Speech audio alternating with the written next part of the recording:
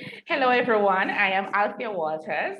This is our Focused and Fulfilled podcast. Now, I'm excited because today I have Krystal.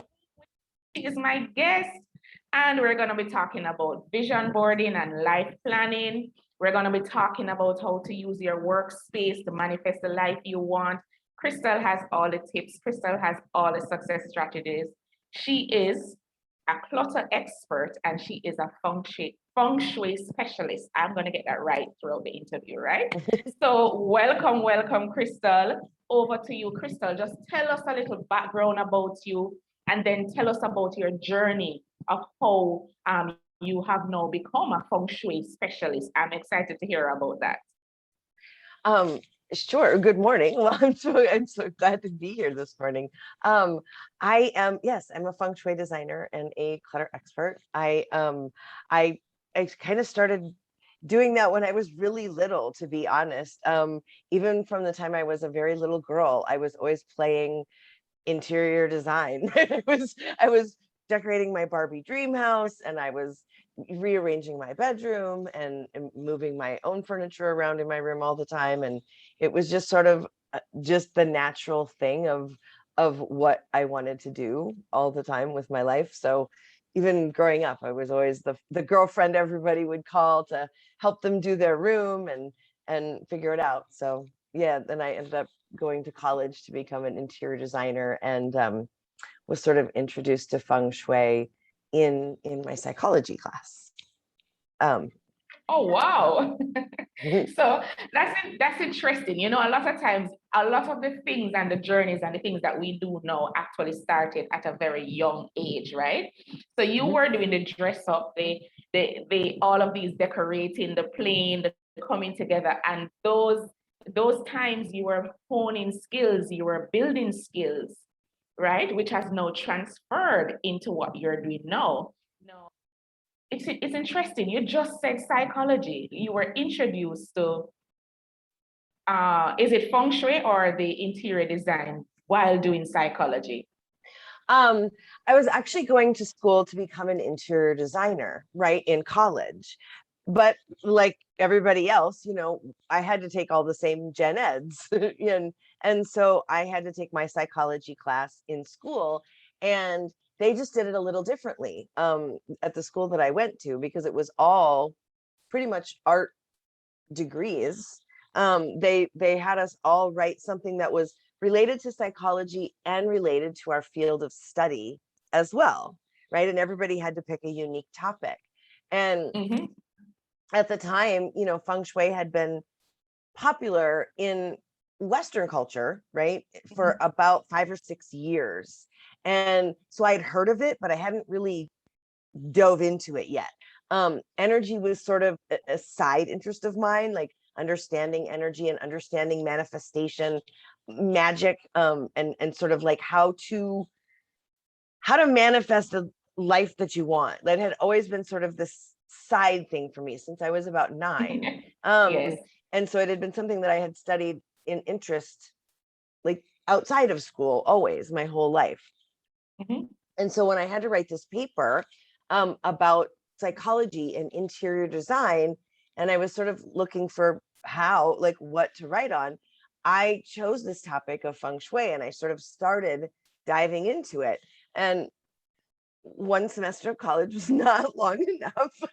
I can imagine. Right. And by the end of the quarter, I was um more confused than when I started. Like there was just so much opposing information. There was just so much out there that I couldn't quite figure out, like, what is the right way to do this and how does it really work. And so I started kind of applying it to my life and playing with it while I Mm-hmm. was going to school.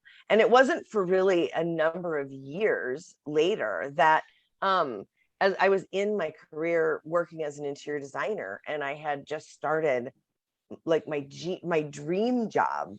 And um, there was a project that had been submitted to the client, and the client had reviewed it and was actually sending it back because the feng shui was wrong.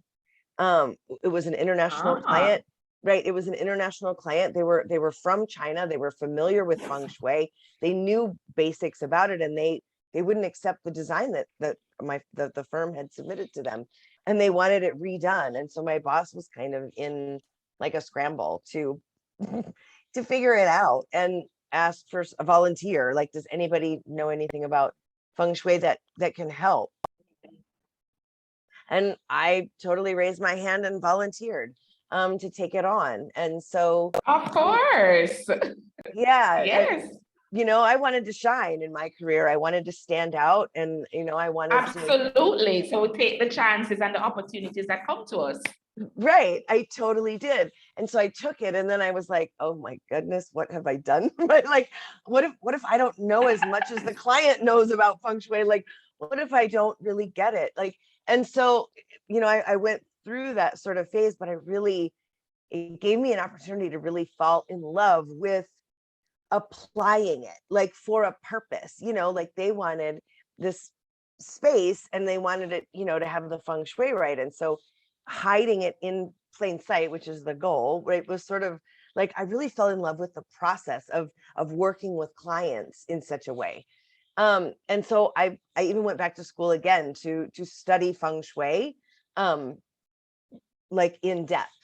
And really, then I started taking on more clients, and sort of like as my side hustle, because the firm that I Yes. worked for didn't do that. But I sort of started growing this practice of working with clients, and sort of starting my own business along the way, to do it. So yeah.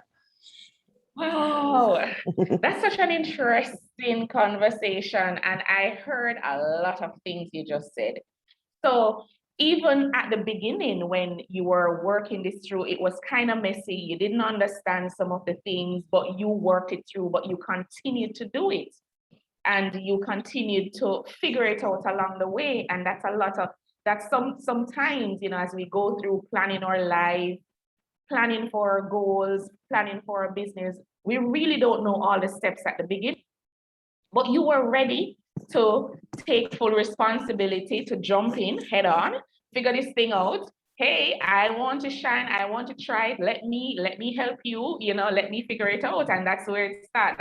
That's beautiful. But I want to backtrack a little bit, Krystal. Krystal, explain feng shui to me in its simplest term. What does it mean? What is it? How do you best describe it? We hear it all the time. Sure. so at the very basic of feng shui is, everyone kind of understands that everything in the world is made up of energy, right? Everything is energy, and energy flows. It's sort of the spark of Yes. life, right? Everything is energy, and everything is made up of energy.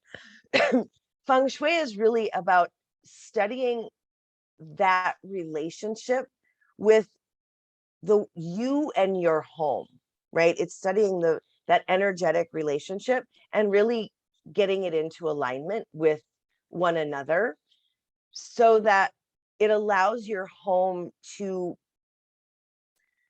really work for you, right? Energetically, it allows it to be sort of your escape from the world, and to be a battery, to charge you, to recharge you, and to empower you. Yes.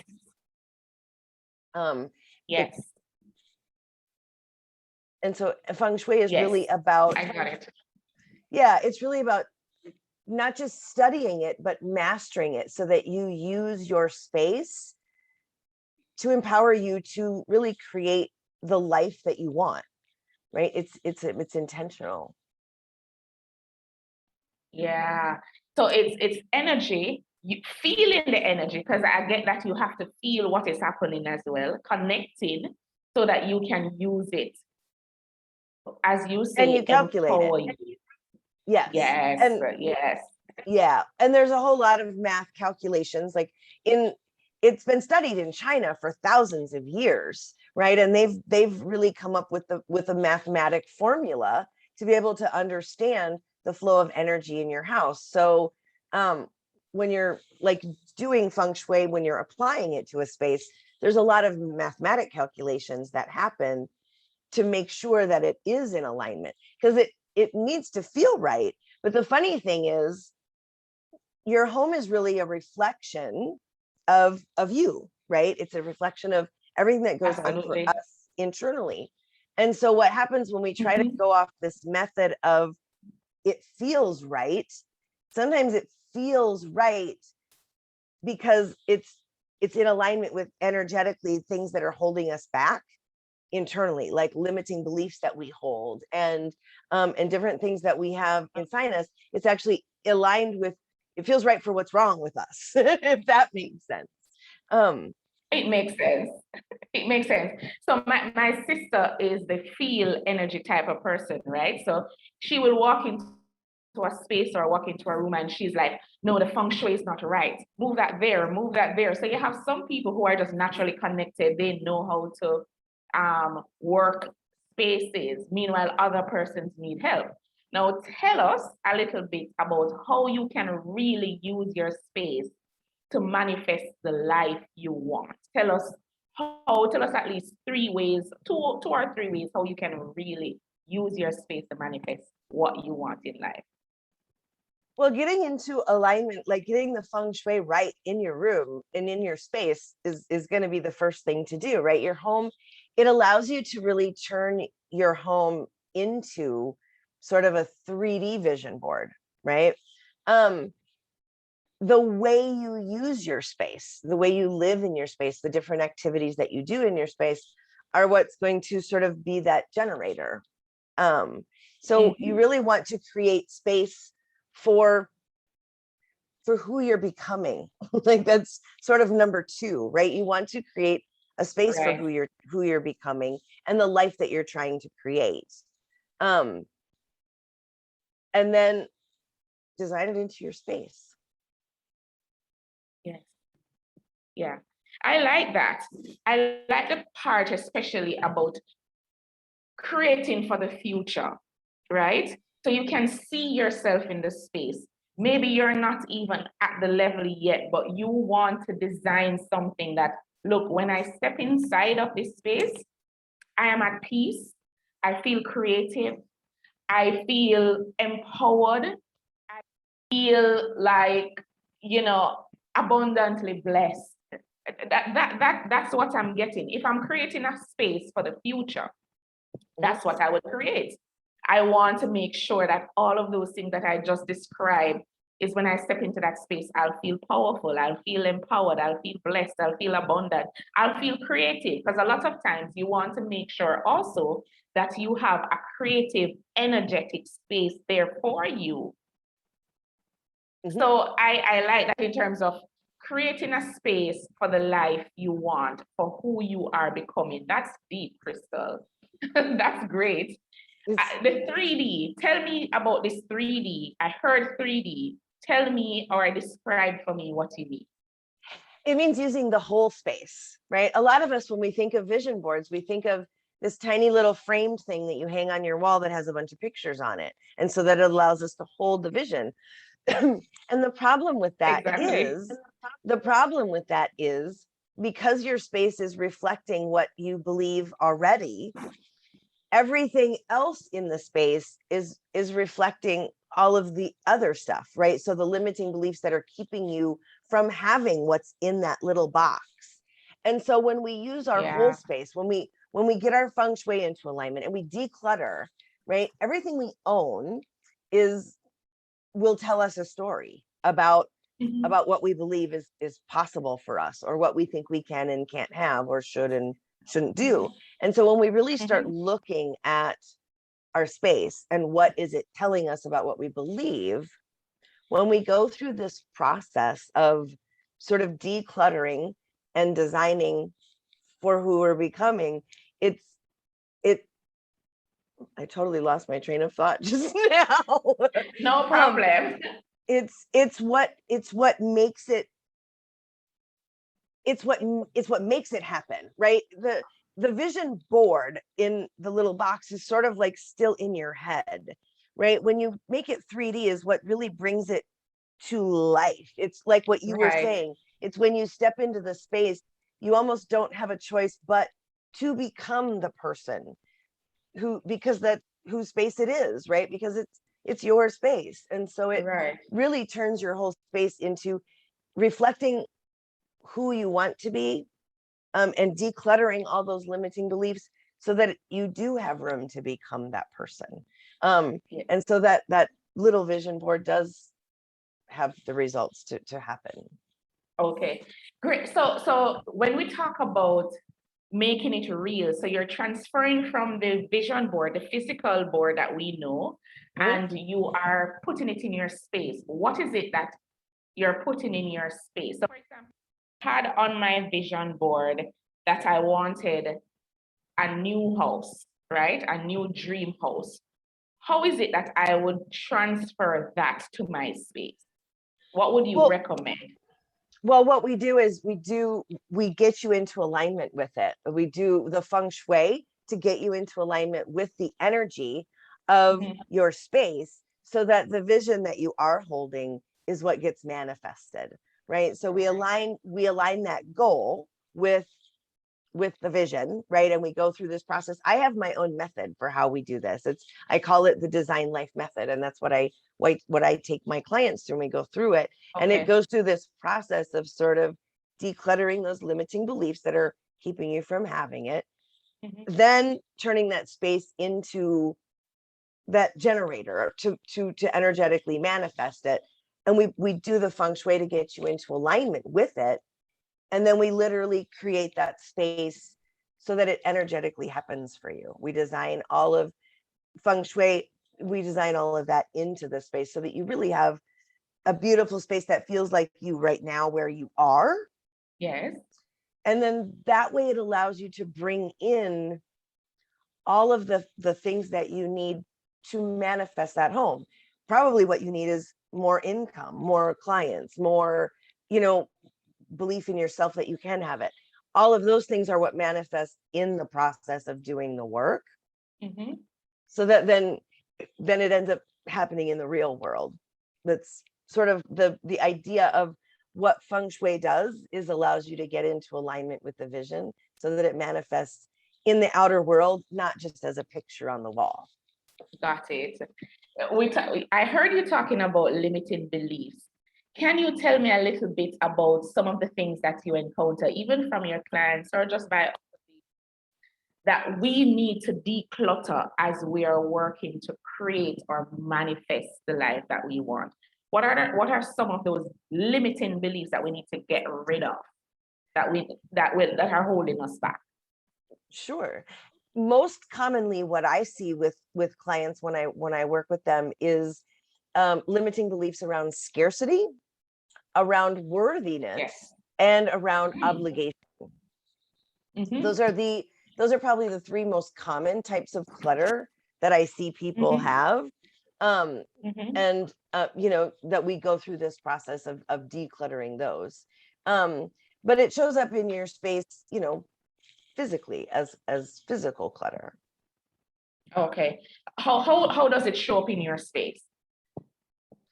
Well, for example, like I had someone that she had a set of sheets, for example, right, that she hated.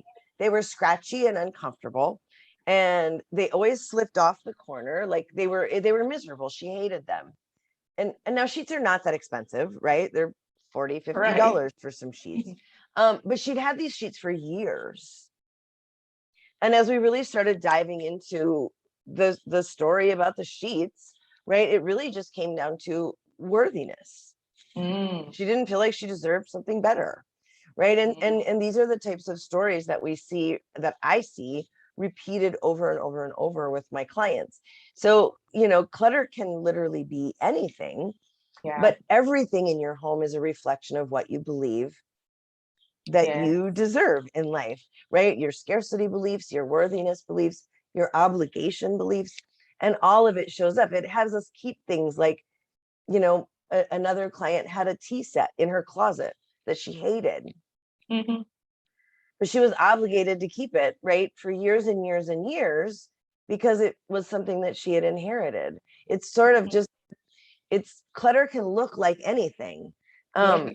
But it's what it represents and what it is reflecting to you that is the deeper part of the story. That is really where it gets fun to dive into and really really start doing that work to turn it into a 3D vision board so that we really do create a different Yeah. life.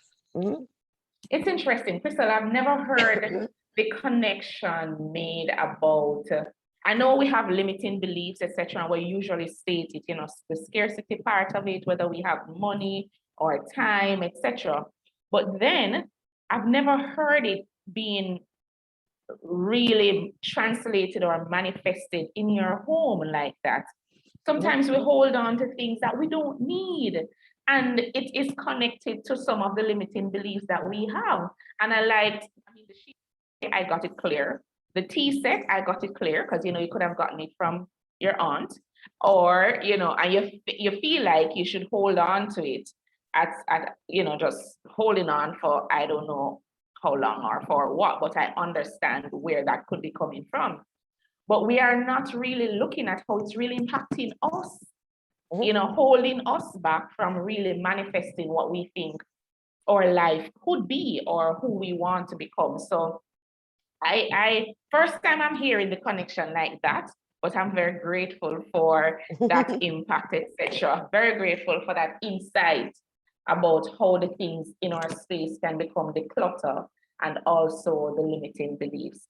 So this journey of creating the life you want, creating the goals, working along that line has become a lot of times persons do the vision board and they do nothing about it. They have it and do nothing about it. Is there any other way that you would say that you encourage persons to when they create their vision board, or what it is that you think will stop them from just creating their vision board and doing nothing? What is it that is stopping them? Well, it is all those limiting beliefs. It's all the clutter and all the stuckness. They're stuck where they are, and they don't necessarily know how, right? They don't know how to get moving. and there's no they have to build up that energetic momentum. But when you're stuck somewhere, it's really hard to get started. And when you're stuck, it's because the energy of your space is stuck. So it's just it makes it almost impossible to get it moving again. There's a process like that you have to sort of go through to get things moving. And otherwise it's so much easier to just stay where you are and keep doing all the other things that everybody likes to tell us is the easy way to do it. Well, if you just vision it, well, yeah, that's great. But if all you do is sit there and look at pictures, nothing's going to happen. You have to take action. You have to take physical action to get some momentum behind it and get some energy moving behind it. And it's like it has to start there, right? Just like anything else with manifesting, it has to have energy behind it, and it has to have direction. Yeah, I like that energetic momentum, because we have this momentum going into probably even the new year, where everybody wants to do a vision board. Everybody's talking about their life goals.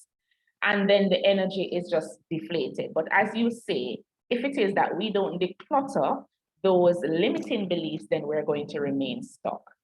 Absolutely. Loving that conversation, loving all of those strategies that you have shared with us, Krystal. Krystal, tell me a little about your business, the name of the business, how we can contact you as we're wrapping up and going forward. Just tell us a little bit about your business.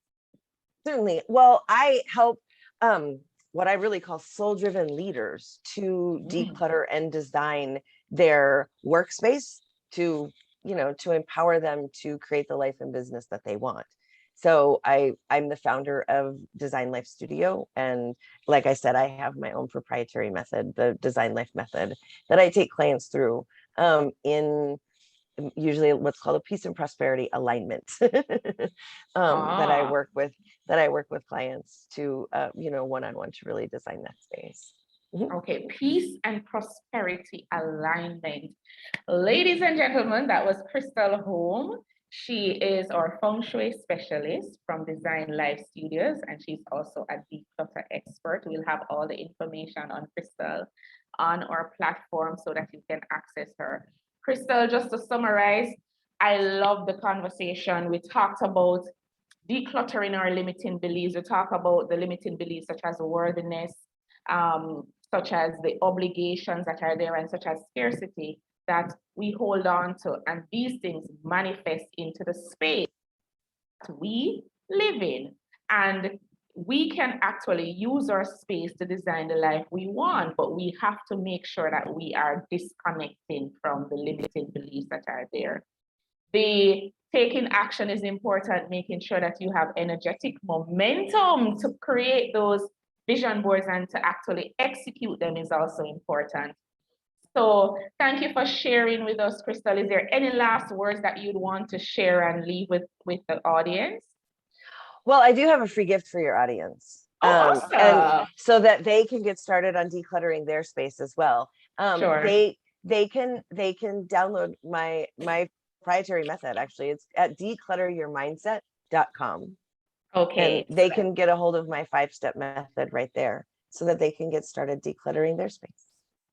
Okay, great. So that's the declutteryourmindset.com, and that's a 5-step process Mhm. that has to share with us. I feel like I should go and download it as well, because this has been such an interesting conversation. I love how you connected the just manifesting and making the vision real by turning it into your space to look at who you are becoming. That was just mind-blowing for me. So thank you again, Krystal. It was my absolute pleasure to host you on the Focused and Fulfilled podcast. And I will be making sure that all your information is available to my audience. Bye. Thank you so much, everyone. Thank you so much, Althea. It's been such a pleasure to be here with you today. Great. Thank you.